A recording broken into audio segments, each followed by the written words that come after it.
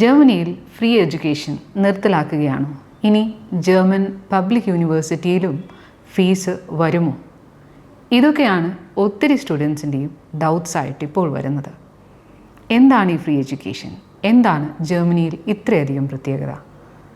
Germany സ്റ്റുഡൻസിന് ഒത്തിരി facilities കൊടുക്കുന്ന ഒരു കൺട്രിയാണ്. എഡ്യൂക്കേഷൻ അവിടെ അവരുടെ കോൺസ്റ്റിറ്റ്യൂഷനിൽ തന്നെ പറയുന്നുണ്ട്, അവരുടെ റൈറ്റാണ് എന്ന് പറഞ്ഞതുകൊണ്ട് തന്നെ സ്റ്റുഡൻസിന് അവിടെ ഡിപ്ലോമ, ഓസ്ബിൽഡിംഗ് പ്രോഗ്രാമിനാണെങ്കിലും ബാച്ചിലർ പ്രോഗ്രാമിനാണെങ്കിലും മാസ്റ്റർ പ്രോഗ്രാംസിനും ഫീസ് പബ്ലിക് യൂണിവേഴ്സിറ്റിയിൽ പേ ചെയ്യേണ്ടി വരുന്നില്ല. ഓസ്ബിൽഡിംഗ് പ്രോഗ്രാമിൻ്റെ ഒരു ഡീറ്റെയിൽ വീഡിയോ ഇതിനു മുമ്പ് ചെയ്തിട്ടുണ്ട്. അതിൻ്റെ ലിങ്ക് ഇതിനോടൊപ്പം തന്നെ ഷെയർ ചെയ്തേക്കാം. ഈ വീഡിയോയിൽ പർട്ടിക്കുലർലി ഡീൽ ചെയ്യുന്നത് മാസ്റ്റർ പ്രോഗ്രാംസിനെ പറ്റിയാണ്. ജർമ്മനിയിൽ മാസ്റ്റർ പ്രോഗ്രാം പഠിക്കാനായിട്ട് അവിടെയുള്ള യൂണിവേഴ്സിറ്റി, പബ്ലിക് യൂണിവേഴ്സിറ്റിയുമുണ്ട്, പ്രൈവറ്റ് യൂണിവേഴ്സിറ്റിയും അവൈലബിൾ ആണ്. പ്രൈവറ്റ് യൂണിവേഴ്സിറ്റി യൂഷ്വലി ഏതെങ്കിലും ഇൻവെസ്റ്റേഴ്സൊക്കെയും നടത്തുന്ന ഒരു കോളേജസാണ്. അവിടെ ഫീസ് പേ ചെയ്യാനുണ്ട്. നേരെ മറിച്ച് പബ്ലിക് യൂണിവേഴ്സിറ്റി അത് സ്റ്റേറ്റൊക്കെയാണ് നടത്തുന്നത്. അങ്ങനെ വരുമ്പോൾ അവിടെ പ്രത്യേകിച്ച് ഫീസായിട്ട് പേയ്മെൻറ്റ് വരുന്നില്ല. പബ്ലിക് യൂണിവേഴ്സിറ്റിയിൽ തന്നെ ജർമ്മൻ ടോട്ട് പബ്ലിക് യൂണിവേഴ്സിറ്റി ഉണ്ട്. അവിടെ പഠിപ്പിക്കുന്ന ലാംഗ്വേജ് ജർമ്മൻ ആയിരിക്കും. അതുകൂടാതെ അവർക്കുള്ളത് ഇംഗ്ലീഷ് ടോട്ട് ആയിട്ടുള്ള പബ്ലിക് യൂണിവേഴ്സിറ്റിയാണ്. അവിടെ മീഡിയം ഓഫ് ടീച്ചിങ് വരുന്നത് ഇംഗ്ലീഷാണ്. അതുകൊണ്ട് തന്നെ കൂടുതൽ സ്റ്റുഡൻസും ഇന്ത്യയിൽ നിന്ന് പോകുന്നത് ഈ ഒരു ഇംഗ്ലീഷ് ടോട്ട് യൂണിവേഴ്സിറ്റിയിലേക്കാണ്. ഇംഗ്ലീഷ് ടോട്ട് പബ്ലിക് യൂണിവേഴ്സിറ്റിയിൽ എന്തൊക്കെയാണ് അഡ്മിഷൻ റിക്വയർമെൻറ്റ്സ് വരുന്നത്? ഇംഗ്ലീഷ് ടോട്ട് ആയതുകൊണ്ട് തന്നെ അവിടുത്തെ മെയിൻ റിക്വയർമെൻറ്റ് എന്ന് പറയുന്നത് IELTS ആണ്. IELTS 6.5 അല്ലെങ്കിൽ അതിൽ കൂടുതലേക്ക് കിട്ടിക്കഴിഞ്ഞാൽ നിങ്ങൾക്ക് അഡ്മിഷൻ അവിടെ എടുക്കാം. അതോടുകൂടെ തന്നെ വേണ്ട ഒരു സർട്ടിഫിക്കറ്റാണ് APS സർട്ടിഫിക്കറ്റ്. ബാച്ചിലർ സർട്ടിഫിക്കറ്റ്സ് ഒക്കെയും നിങ്ങൾ ഓൺലൈനായിട്ട് സബ്മിറ്റ് ചെയ്ത് കഴിയുമ്പോൾ യൂണിവേഴ്സിറ്റി ഈ സർട്ടിഫിക്കറ്റ്സ് ഒക്കെയും തന്നെ വെരിഫൈ ചെയ്യും. സർട്ടിഫിക്കറ്റ് വെരിഫിക്കേഷൻ കഴിഞ്ഞ് കോളേജൊക്കെ പ്രോപ്പറാണ് എന്ന് കണ്ടു കഴിഞ്ഞാൽ മാത്രമാണ് നിങ്ങൾക്ക് മാസ്റ്റേഴ്സിലേക്കുള്ള ഒരു അഡ്മിഷൻ കിട്ടുക. ഇനി മാസ്റ്റേഴ്സിന് അഡ്മിഷൻ കിട്ടാനായിട്ട് ബാച്ചിലേഴ്സിൽ എത്ര പെർസെൻറ്റേജ് വേണം? പെർസെൻറ്റേജ് പല കോഴ്സിനും വ്യത്യസ്തമാകും. ഫോർ എക്സാമ്പിൾ, ഇപ്പോൾ BTech, സിവിൽ, മെക്കാനിക്കൽ അല്ലെങ്കിൽ BA ഇംഗ്ലീഷ് പോലെയുള്ള ചില കോഴ്സുകൾക്ക് 55% നിങ്ങൾക്ക് ബാച്ചിലേഴ്സിന് കിട്ടിയിട്ടുണ്ടെങ്കിൽ അവർ മാസ്റ്റേഴ്സിന് നിങ്ങളെ ആക്സെപ്റ്റ് ചെയ്തെന്ന് വരും.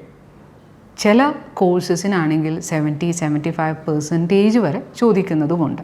അപ്പോഴത് യൂണിവേഴ്സിറ്റി അല്ലെങ്കിൽ കോഴ്സിനെ ഡിപ്പെൻഡ് ചെയ്തിരിക്കും നിങ്ങളുടെ academic requirement.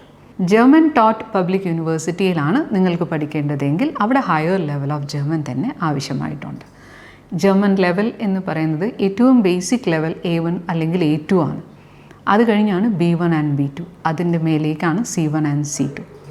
English taught public യൂണിവേഴ്സിറ്റിയിൽ നിങ്ങൾ പോവുകയാണെങ്കിൽ പോലും അവിടെ ബേസിക്കായിട്ട് നിങ്ങൾക്ക് സംസാരിക്കണം എന്നുണ്ടെങ്കിൽ ഒരു A2 ലെവൽ ഓഫ് ജർമ്മൻ മതിയാകും.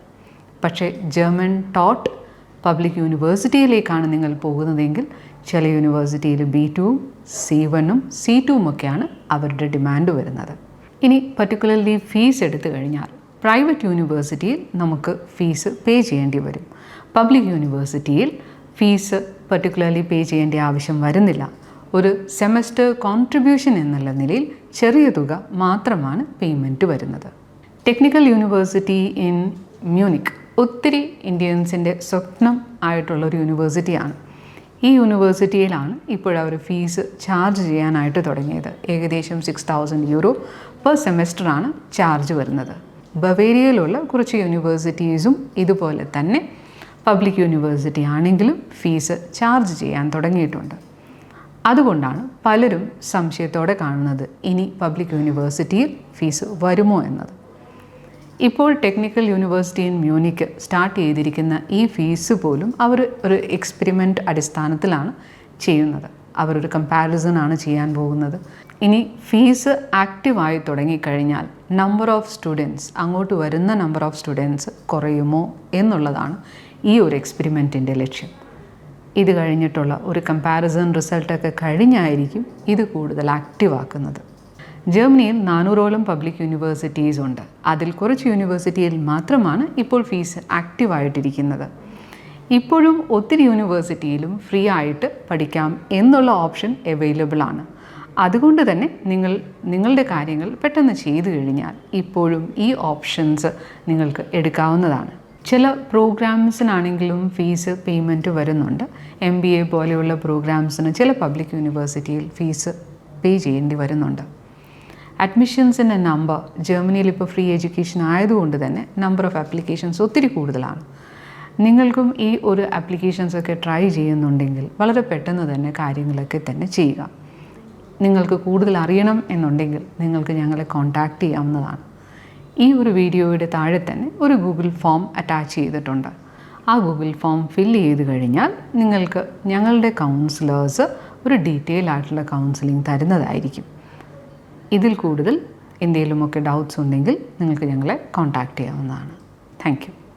You dream it, we make it. MedCity Study Abroad.